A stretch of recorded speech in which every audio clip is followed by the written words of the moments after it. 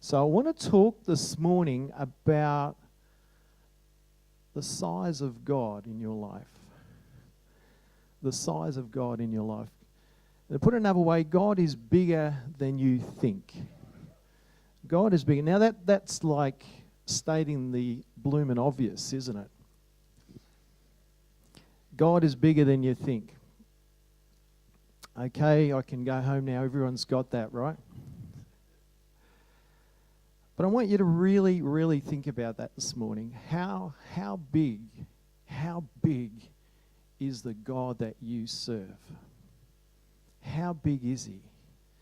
The life I now live, I live by faith in the Son of God. So the life that you live is directly proportional to the size of God inside of you. Your view of God, your picture of God, your understanding of God, your experience of God. So I want to turn to Exodus chapter 32. Well-known story. So Exodus 30:31, Moses goes up on the mountain to spend time with God.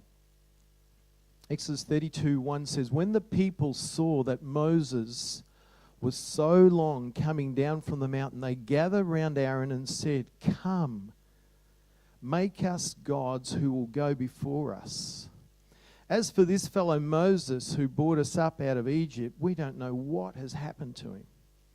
And Aaron answered them and said, take off your gold earrings that your wives, your sons and your daughters are wearing, and bring them to me.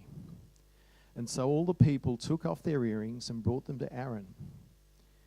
And he took what they handed him and made it into an idol cast in the shape of a calf, fashioned it with a tool, and they said, these are your gods, O Israel, who brought you out of Egypt. When Aaron saw this, he built an altar in front of the calf and announced, tomorrow there will be a festival to the Lord. And so the next day the people rose early, sacrificed with burnt offerings and presented their fellowship offerings. And afterwards they sat down to eat and to drink and got up to indulge in revelry. So it's an incredible story on so many levels, and I'm sure if you've read the Bible at all, you're familiar with it. You know, you're familiar with the fact that this nation built this golden calf, and you think, yeah, no, well, God doesn't like us worshipping idols, you know. But have a look at what they actually did. If you go back in that early verse there. Verse 1 there, they said they come to Aaron and they say to Aaron, make us gods who will go before us. Make us a God that will go before us. And then a little bit further down, in verse 4, they make the calf and they say, this calf is the God that took us out of Egypt. Wow. There's a sudden shift in history there, isn't it? So think about this.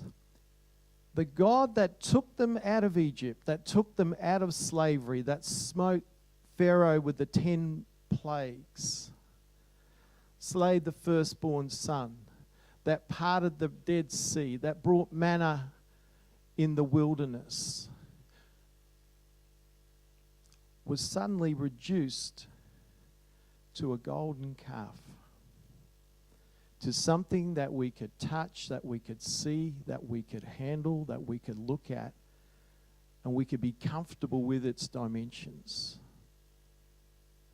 The God who led with the cloud by day and the pillar of fire by night had been reduced to a golden calf. And that's what they were looking for. They said, we'll follow the golden calf. And yet they had the fire, yet they had the cloud. Why? Why is that?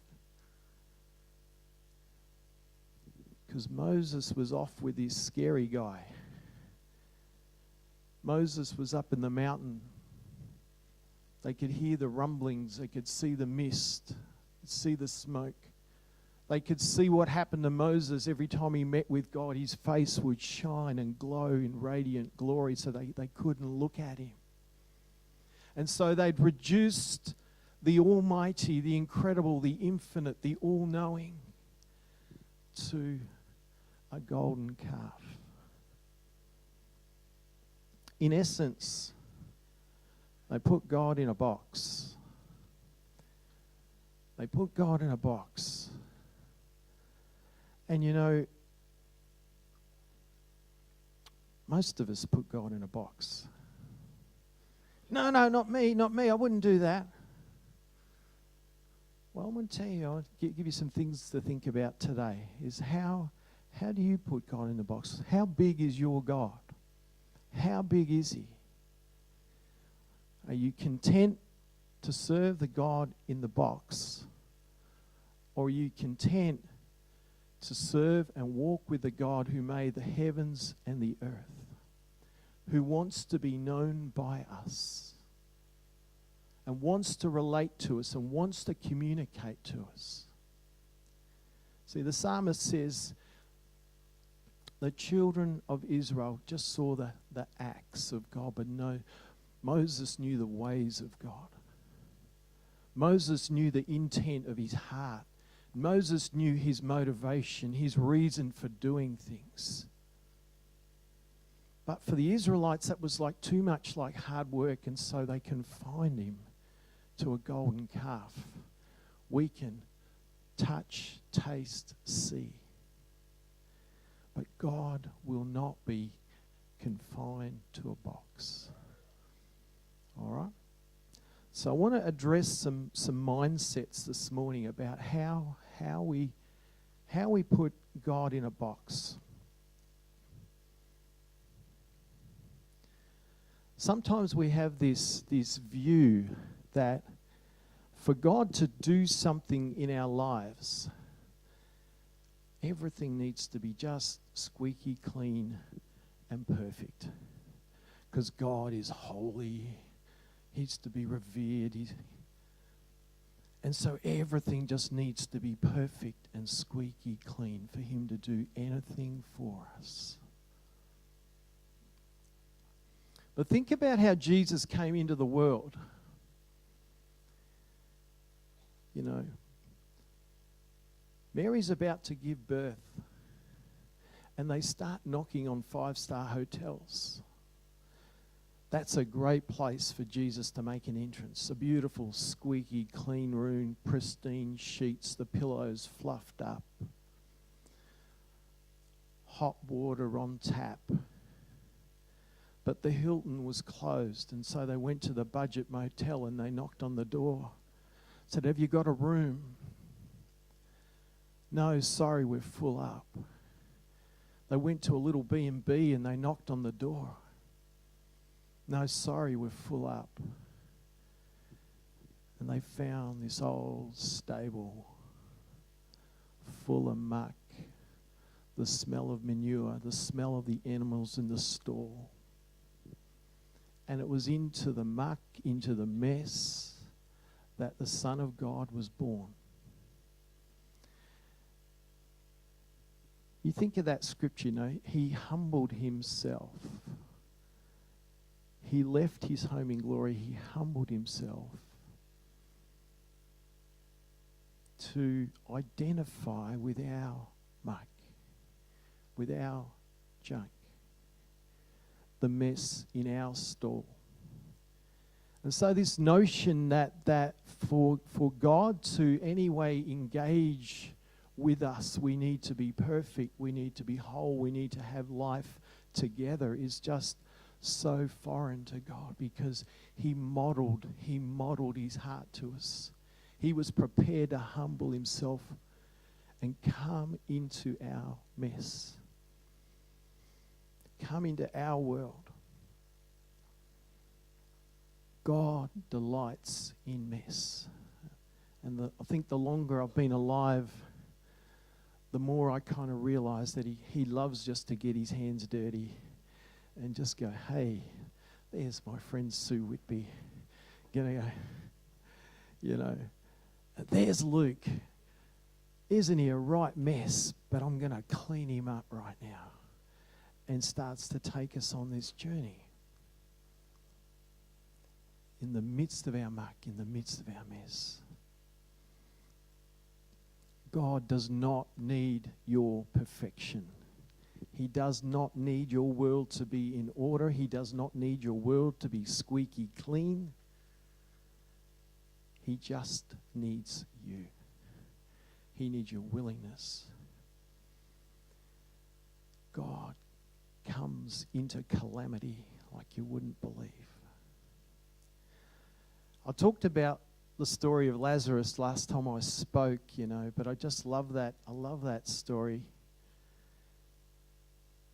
Because again, it highlights what God's like sometimes.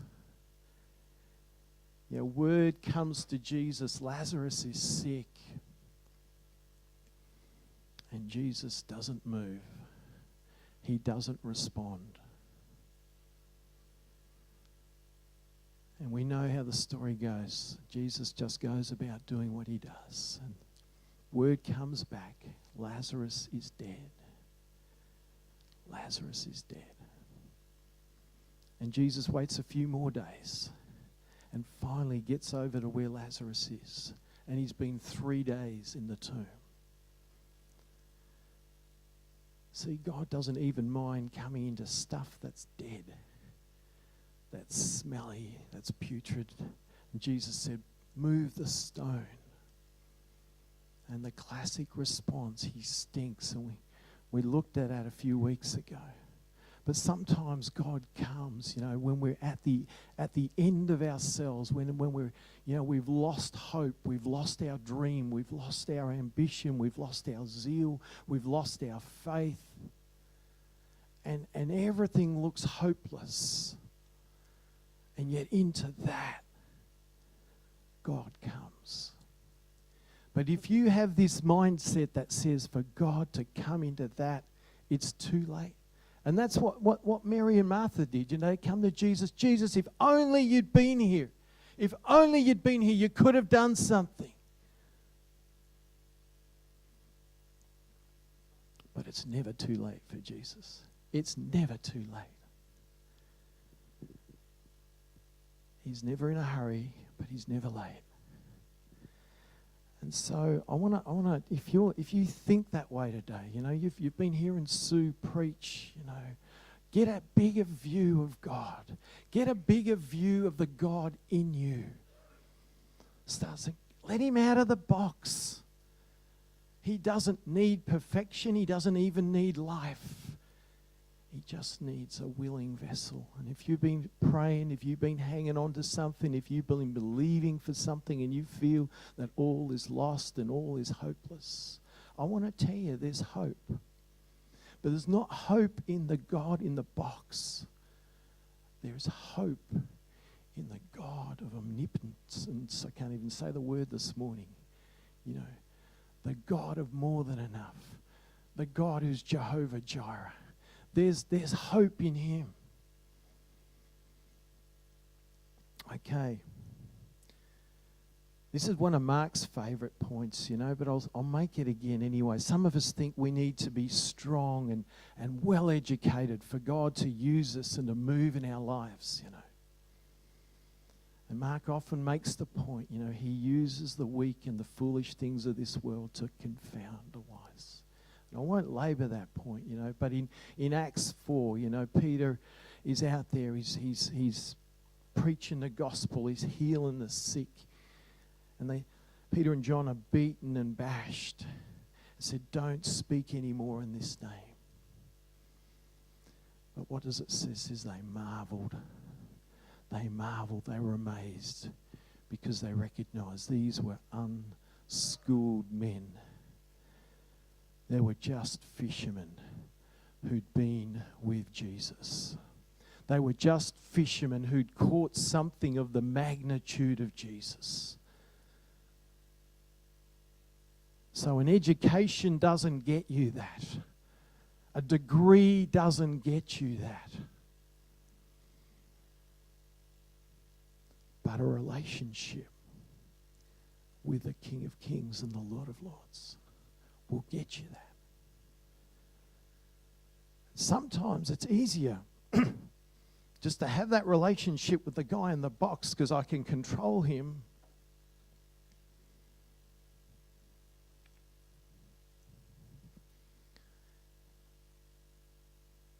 But God wants us to have a relationship with him out of your box, out of your grid, out of your comfort zone.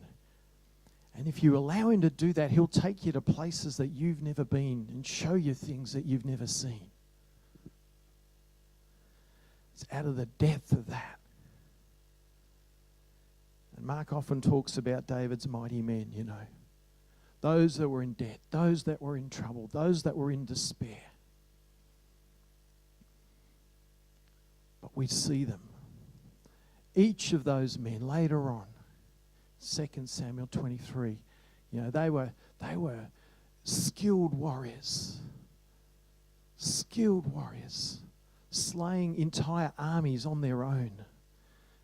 We won't labour the point today, but it's been made enough recently. But I want you just to lift the lid on that and look at what that means for your own life. You know, sometimes the third point is that we have this idea that we need to be prominent. If only I was a more prominent person, God could use me. If only I could find a spot on the stage, you know, if I could stand next to Lena and sing like Lena or play keys like, if only I could just get alongside Pastor Mark a bit more, he would see me and see how good I am, and he could see the gifts in my life, and so everything would open up. You know, we have this sense that we need this sense of prominence for God to use us. You know, because that's our human nature, isn't it? We strive to be seen. We strive for that place of prominence. And so we think we can try and create it off our own bat, off our own skill, off our own ability. You look at Zacchaeus. You know, I love Zacchaeus. Zacchaeus had some issues. He wanted to see Jesus, but what does he do? He climbs a tree. He doesn't want to be seen. He said, I'll climb the tree. The crowds are around him. If I can just look at Jesus. And Jesus was walking along and the thousands were around him, but he got to the tree and he looked up. Says, Zacchaeus, I'm coming to your house for tea. And you can be hiding. God will find you. He knows your address. He knows where you live. He knows where you go to school. He knows where you go to work. He knows where you go on holidays. The love boat. I'm not going there. Sorry. But he knows. He knows how to find us. It's amazing, isn't it? You know, a couple of years ago, I did an Ilsom at the school that we had here recently, and we had Ron and Gabriel were at it, and a few others of us went. And about 3 weeks later, I get this email. You're invited to this conference. And I took it to Mark. I said, Mark, what do I do, you know? I said, he just said, go. You know, Mark being Mark said, just go. Why don't you go? I thought, wow, this is pretty special. And I was expecting, you know, I walked in the door, I was expecting, 100, 200 people like to have been at the Ilsom. And I walked in, and there were 30 people in the room. And I didn't know one of them. I didn't know one of them. But yeah, God had found me. And out of that, you know, there was speaking, and then there was ministry time, and then there was a small group, and they said, we've got your groups all arranged. And so they read out the groups, you know. And there was my name and a guy called Charles Lambelica from Burpengary in Queensland, and a guy called Steve Probert from Bordertown, and a guy called John Arnott. They were my small group. And they gave everybody about 45 minutes to pray for each other. But at the end of half an hour, they were still praying for me. See, God found me. God found me. And he had something for me. I didn't know it. I didn't know what it looked like. But Mark said there is something of God in this for you. You know, Mark could sense something that I couldn't sense. He could feel something. And so out of that has come this incredible journey that I've been on for the last 3 or 4 years, and connected me with some amazing people. I wasn't looking for it. I didn't even know this world existed. But God said, hey, I want you here. And out of a conference of... Ron didn't get an invitation, did you, Ron? He's still dirty. Sorry. But God will find you where you are. If your heart is open to say, God, I just want to be used. I just want to serve you. You don't need to, get alongside any of the leadership. God will open that door. Your gift will make room for you. So let God out of that box. You don't need to be in a place of prominence for him to use you. I'll flick on a bit. Sometimes the God in our box is the God of failure and of disappointment. Places where God has let us down, and perhaps where we feel we've failed, And so the God that perhaps we were once passionate about, and the God that we used to serve with all of our hearts, has been reduced somewhat because we feel he's let us down. We feel he's disappointed us. He's not been true to us. And so disappointment and failure reduces your view of God and what God can do with you, in you, and through you. It's no longer I that lives, but Christ that lives in me. But the life I now live, I live by faith in the Son of God, who loved me and gave himself for me. But how big is that guy inside of you? Is he there? Is he the explosive, awesome God? Or has disappointment and failure reduced him in size and scope, and say, God, you can't do that because I'm not good enough, or I'm not worthy, or I'm too wounded. I might have told this story a little while back, but some of you were in the room when Murray Jewick was here earlier in the year, And Murray had me mark out 3 spots on the ground. He said, mark out your present, and mark out your future, and mark out a spot in your past. And he led me through this little exercise. He stood me here, and he said to me, now I want you to see your future. I want you to see the promises of God on your life. And then he said, I want you to step into that. And I tried to lift my leg, and I couldn't move. I was stuck to the floor. Because in my heart, I knew I could never do that. I could never be that. I could never see that. Because too much had gone on. There'd been too much hurt. There'd been too much disappointment. There's too much. And he led me through a little exercise. He brought Jesus in. He said, now what do you need for that to become reality? And straight away the word faith just came to me. I need more faith. And then he said to me, was there a time in your life where you had that? And I could straight away identify, yes, there was. And so he turned me around and he walked me back into this corner. And for those of you that were there will remember it was a really painful process. But I got back there and I picked up what I'd let go and what I'd dropped. And Murray took me back here.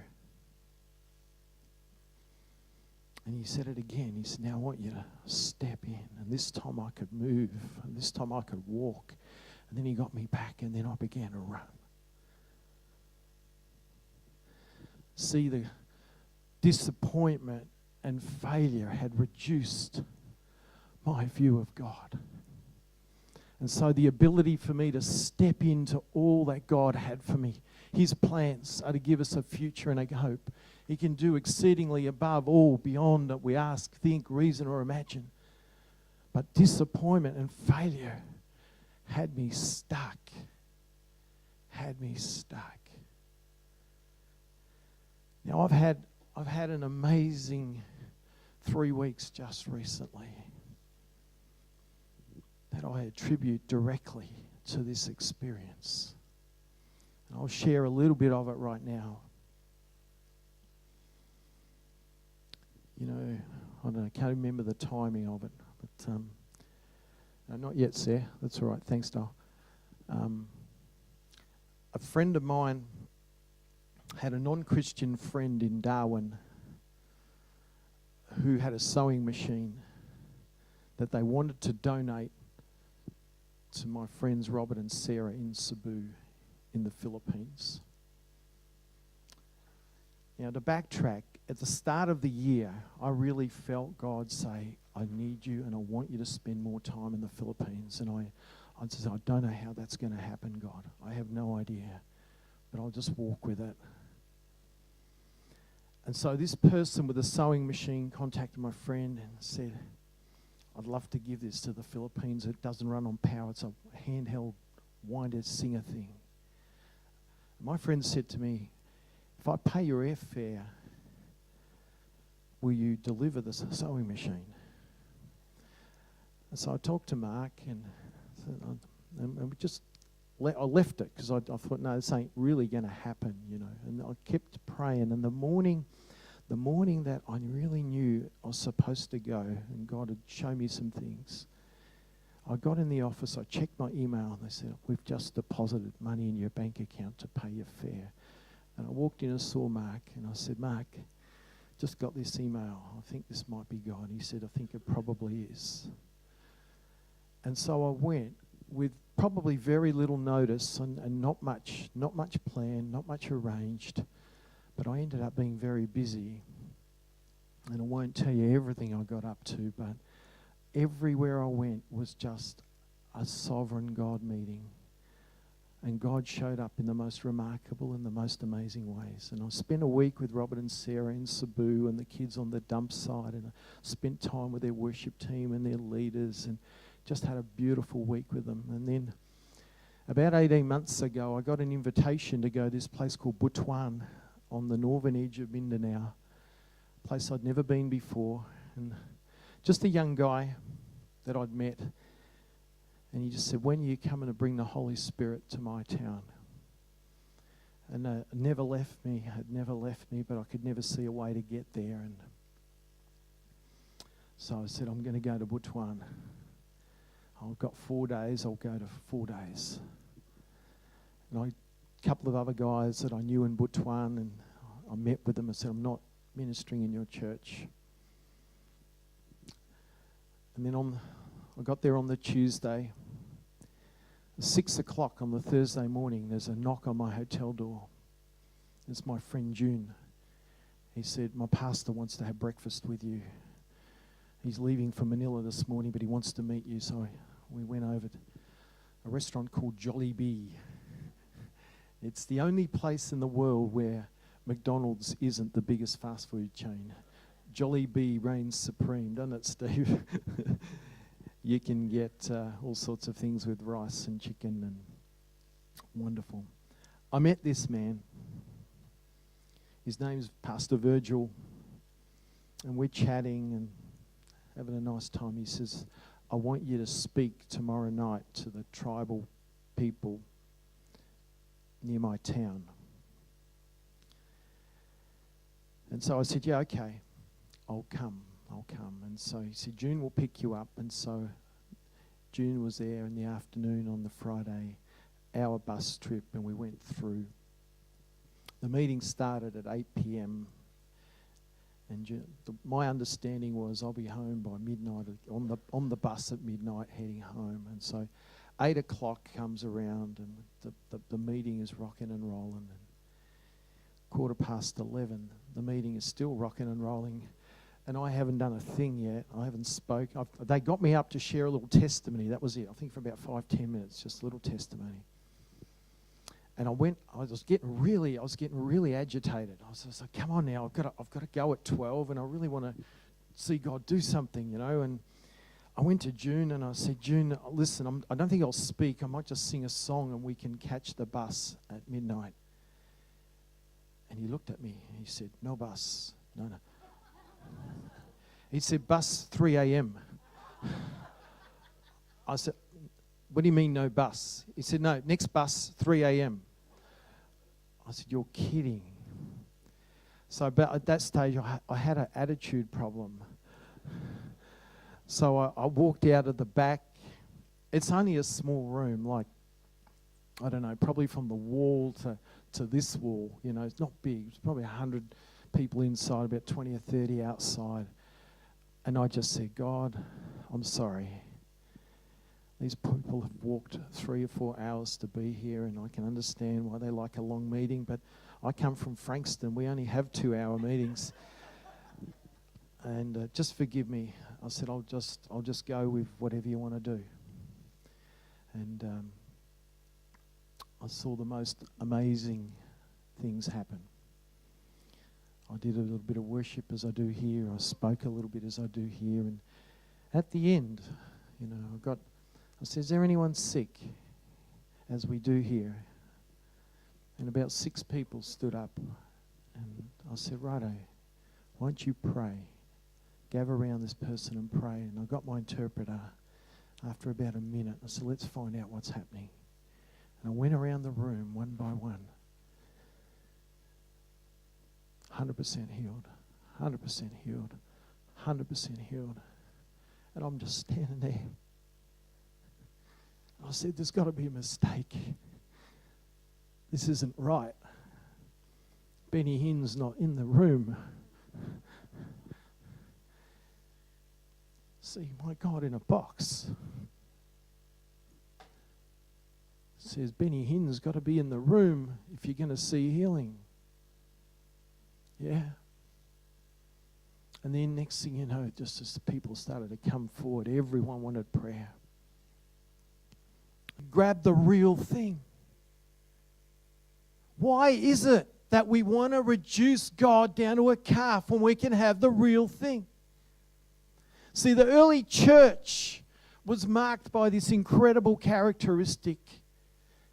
It says they were in awe. They were in awe. Back at chapter 2 in Acts. They were in awe of what God was doing. They weren't in awe of Annie Morris. They were in awe of God. You can have God in a box. You can have God as a calf. Or you can have the God who's the Alpha, the Omega, the beginning and the end, who holds the world in the palm of his hand. Which God are you looking at? Which God are you serving? Is that the God inside of you? Let him out. We all know this stuff, you know. We all know this stuff. I'm not telling you anything new. God is bigger than you think. That's where I started today. And he is bigger than you think. He's bigger than I think. He's bigger than I understand. He's bigger than I know. But man, I want to know more of him. I want to know more of him. I want to see more of him. I want to experience more of him. I want to let him out of the box. And you can sit there and say, oh, that's nice. That's a lovely Asian country, you know. They're so poor. No wonder God moves over there, you know. And we have this excuse that says, well, God's moving over there. There's revival in Latin America because they really need God. Well, I'll tell you, our nation needs God. This city needs God. City life needs God. But we continue to think, oh, it's just for over there. It's just for over there. It's just for some revival in a far-off place or a far-off country where people are desperate, where people are hungry. What about here? What about here? What about our city? What about our town? What about our nation? We can put him in a box or we can let him out. What's going to be? Amen. Amen. Father, I just thank you for your grace upon us as a church. God, you're bigger. You're bigger than the sum of the collective in this room, Father, and we are testimony to that, God. That what you do around this place, God, it blows us away, God. But you're even bigger than that. You're bigger than that. You're stronger than that. You're mightier than that. Father, I pray that you would break out in this place. God, that we would let you out of our little boxes, the little golden calves that we've created for ourselves and say, yeah, that's God so far and no further.